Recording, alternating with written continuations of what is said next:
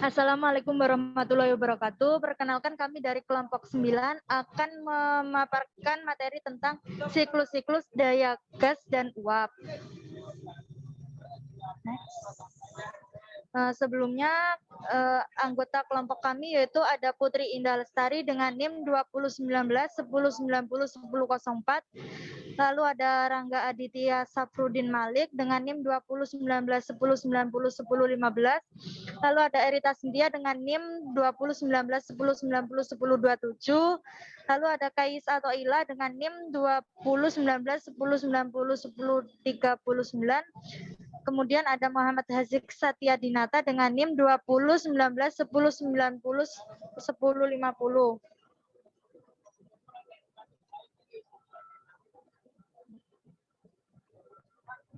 Yang pertama yaitu tentang siklus daya gas. Siklus daya gas itu merupakan siklus pada mesin kalor yang menggunakan fluida kerja dalam keadaan pasang gas untuk seluruh siklus. Nah, pada gambar di sebelah kiri itu ditampilkan siklus aktual yang digambarkan dengan kurva berwarna merah, yang memiliki bentuk yang sulit untuk dianalisa aliran energi karena di dalamnya terdapat proses-proses irreversibilitas dan proses lainnya yang cukup kompleks sehingga susah untuk dianalisis. Karena itu dalam mempelajari siklus ini untuk memudahkan analisa biasanya kita mulai dengan mempelajari siklus yang ideal, yaitu siklus yang menghilangkan faktor-faktor irreversibilitas dan kompleksitas yang digambarkan dengan buah berwarna kuning yang memiliki garis-garis proses yang sudah didefinisikan dan mudah dianalisa aliran energinya. Efisiensi termal mesin Carnot. Eta TH sama dengan W net per Q in. Lalu idealisasi siklus biasanya dilakukan dengan mengasumsikan bahwa yang pertama proses langsung secara reversibel dan tunas sehingga semua gesekan yang ada pada siklus baik pada pipa penghubung antar perkakas siklus maupun di dalam perkakas siklus dianggap tidak ada atau diabaikan sehingga tidak ada energi yang hilang karena gesekan selama proses. Kemudian yang kedua, seluruh proses ekspansi dan kompresi pada perkakas itu seperti pada turbin dan kompresor terjadi pada keadaan equilibrium untuk menjaga agar selama proses tersebut keadaan keseimbangan tetap terjaga. Ketiga, agar tidak ada kalor yang hilang pada pipa penghubung antar perkakas siklus, maka pipa penghubung diasumsikan terisolasi dengan baik. Dengan ideal seperti itu, proses aktual yang berwarna merah akan didekati dengan kurva berwarna kuning untuk memudahkan analisa termodinamika.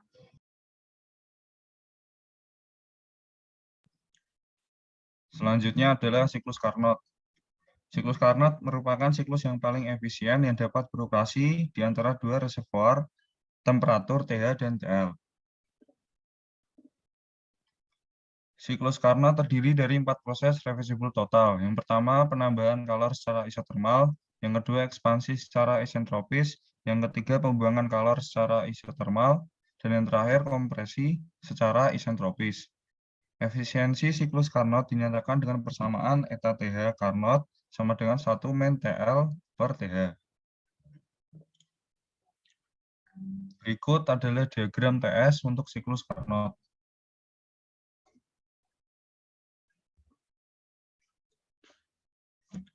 Asumsi udara standar. Yang pertama, udara tersirkulasi secara terus-menerus dalam loop tertutup dan selalu berperilaku sebagai gas ideal.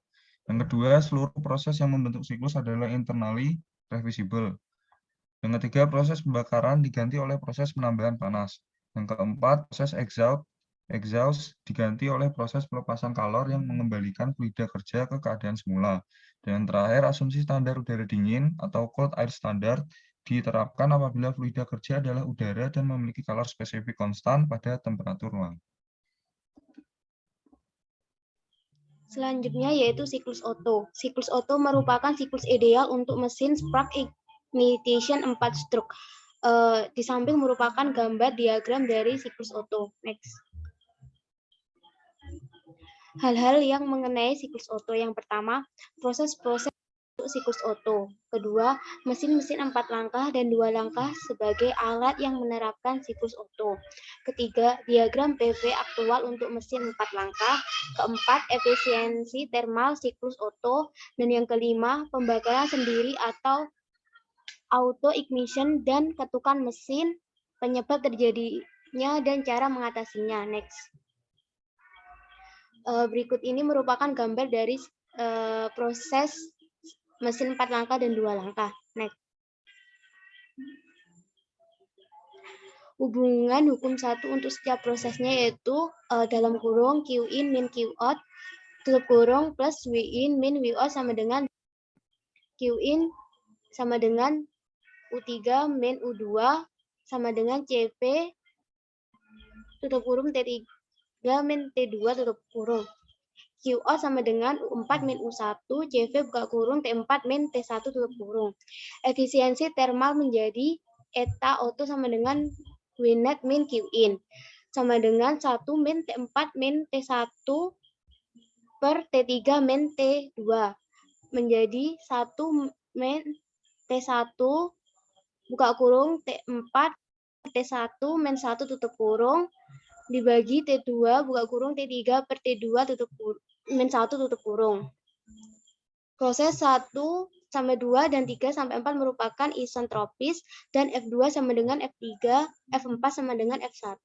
Maka T1 per T2 sama dengan buka kurung P2 per V1 tutup kurung pangkat K-1 sama dengan V3 per V4 pangkat K-1 yang bersama dengan T4 per T3.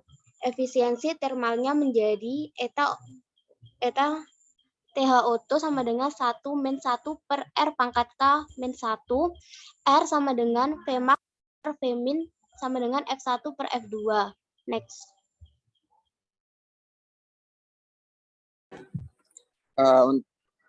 Untuk siklus diesel siklus ideal untuk mesin dengan sistem pengapian kompresi. Di gambar sebelah ada diagram PV untuk siklus diesel, di mana di sini ada Q input yang masuk dan ada juga Q output. Terus di situ juga ada W inputnya yang masuk dan juga ada W output yang keluar. Next. Nah, untuk siklus diesel ini ada hal-hal yang perlu diketahui. Yang pertama ada proses-proses yang membentuk siklus diesel. Terus yang kedua ada mesin-mesin 4 langkah dan 2 langkah sebagai alat yang menerapkan siklus diesel. Yang ketiga, diagram PV aktual untuk mesin 4 langkah. Yang keempat, efisiensi thermal siklus diesel. Yang kelima, kombinasi siklus Otto dan diesel dikenal dengan siklus dual. Next. Nah, mesin diesel ini yang berbeda dengan mesin pengapian busi dari cara memulai pembakarannya. Terus yang mesin ini mesin yang dicampur udara bahan bakar dikompresi sampai temperatur di bawah temperatur pembakaran sendiri bahan bakar tersebut. Dan proses pembakaran murni dimulai oleh pengapian busi. Terus pada mesin CL, kompresi sampai temperaturnya berada di atas temperatur pembakaran sendiri bahan bakar, pembakarannya dimulai ketika bahan bakar injeksi ke dalamnya. Karena udara yang dikompresi sampai di atas temperatur pembakaran sendiri bahan bakar, maka rasio kompresinya lebih tinggi daripada mesin SI antara 12 dan 24. Terus proses injeksi bahan bakar dimulai ketika piston mendekati titik mati atas dan berkelanjutan hingga awal langkah kerja. Proses pembakaran dalam mesin ini berlangsung lebih lama daripada mesin SI, sehingga proses pembakaran yang ideal didekati dengan proses penambahan kalor pada tekanan konstan. Next. Selanjutnya, perbedaan dari siklus Otto adalah proses penambahan kalor. Pada siklus Otto, penambahan kalor terjadi pada volume konstan. Pada siklus diesel terjadi pada tekanan yang konstan. Siklus diesel terdiri dari 4 proses, yaitu kompresi isentropis, penambahan kalor pada tekanan konstan, ekspansi isentropis, dan pembuangannya kalor pada volume konstan. Untuk di gambar di bawah ini bisa dilihat terdapat diagram kompresi isentropis, terus ada penambahan kalor pada tekanan konstan, ekspansi isentropis, dan pembuangan kalor pada volume konstan. Next. Nah, di sini ada persamaan pada siklus diesel. Rumusnya itu Q input dikurangi WB output sama dengan U3 dikurangi U2. Q inputnya sama dengan P2 dikali V3 dikurangi V2 ditambah U3 dikurangi U2 sama dengan H3 dikurangi H2 sama dengan CP dikali T3 dikurangi T2 dan min Q outputnya sama dengan U1 dikurangi U4 yang mana hasil Q outputnya menjadi CV dikali T4 dikurangi T1. Untuk eta TH diesel rumusnya W net dibagi Q input sama dengan 1 dikurangi Q output dibagi Q input sama dengan 1 dijabarkan lagi sama dengan 1 dikurangi T4 dikurangi T1 per K dikali T3 dikurangi T2 sama dengan 1 dikurangi T1 dikali T4 dibagi T1 dikurangi 1 dibagi K dikali T2 dikali T3 dibagi T2 dikurangi 1. Jika cut off ratio-nya rumusnya yaitu V3 dikurangi V2 dibagi V2. Maka eta TH dieselnya didapatkan rumus yaitu 1 dikurangi 1 per RK kurang 1 dikali R cut off ratio-nya K terus dikurangi 1 dibagi K dikali R cut off ratio-nya dikurangi 1. Next.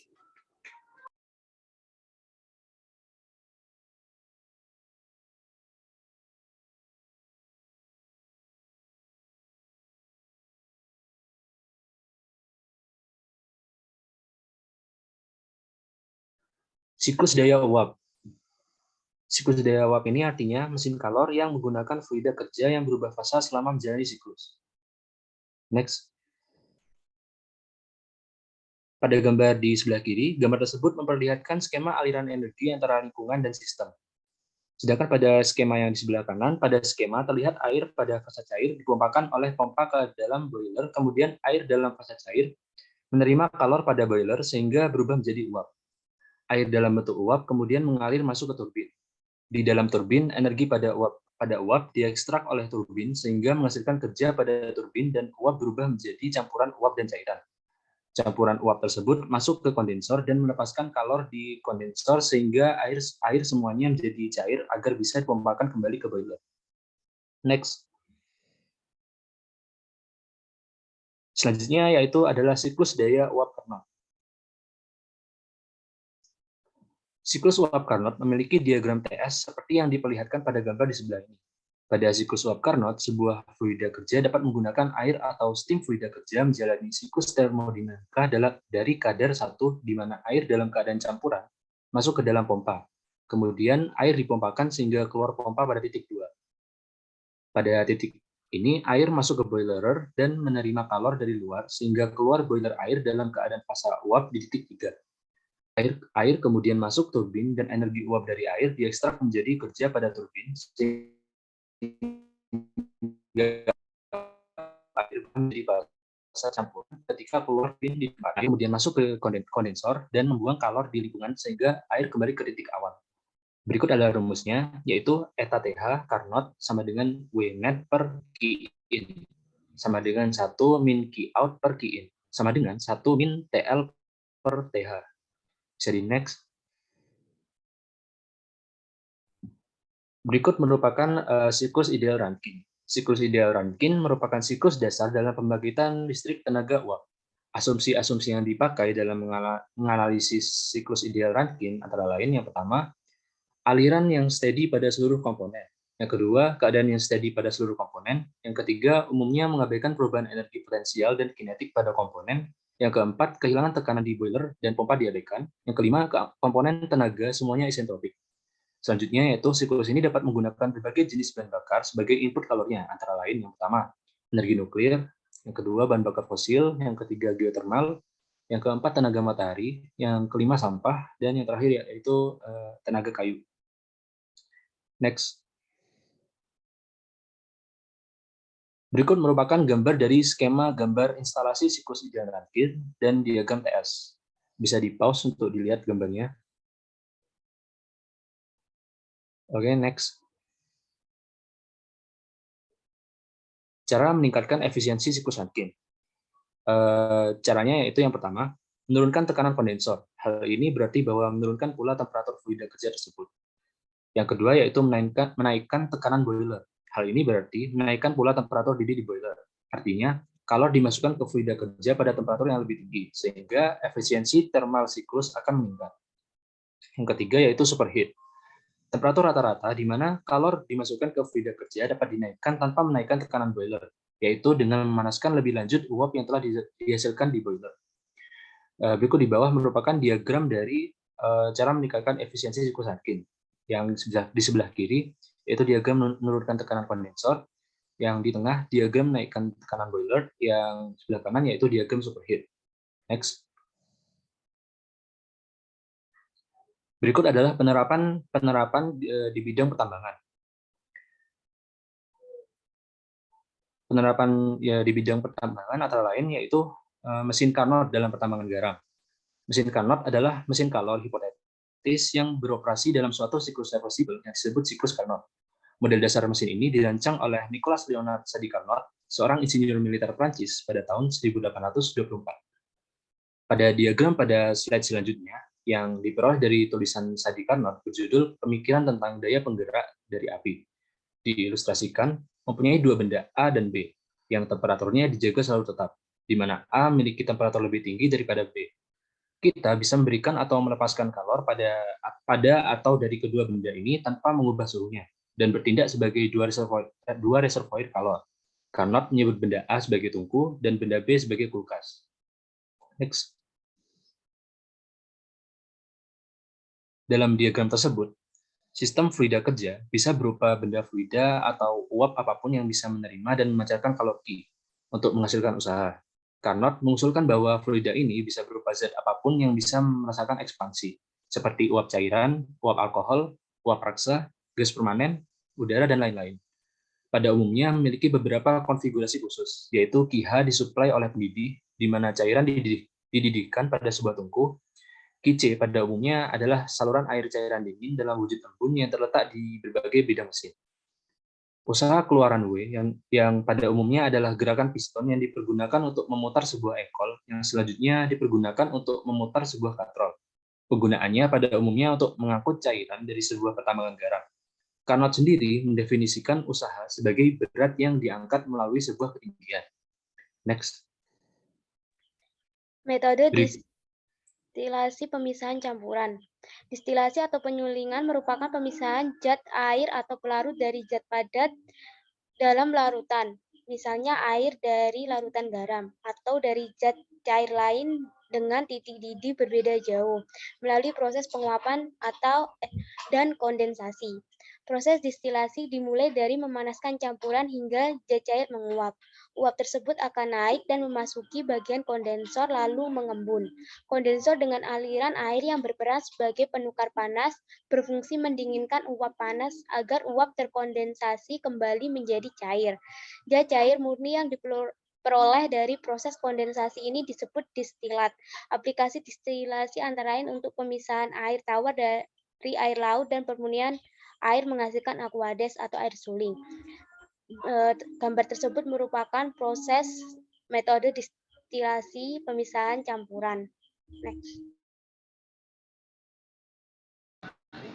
Baik, demikian yang dapat kelompok 9 sampaikan. Kami meminta maaf apabila dalam penyampaian maupun materi masih banyak kekurangan. Sekian, terima kasih. Wassalamualaikum warahmatullahi wabarakatuh.